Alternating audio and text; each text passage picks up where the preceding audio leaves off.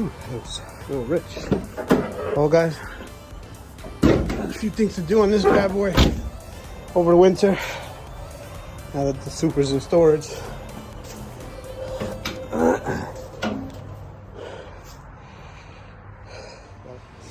Got to finish the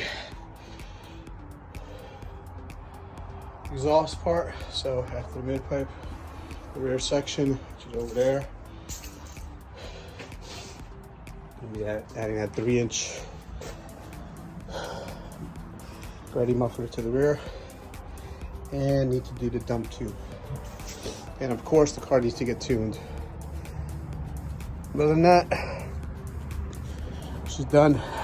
Yeah, just store it in here so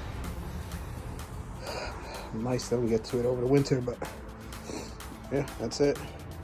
If you guys like this quick video, just storing this thing for the winter. Everything seems to be working fine. So just waiting on a tune. Also going to be building something for the Haltech, which is just laying there. It's not very cool, but yeah. This is my 77. Like I said, next up is the rear exhaust. And the dump tube for the wastegate. And a turbo blanket. And that's it, guys. Stay tuned.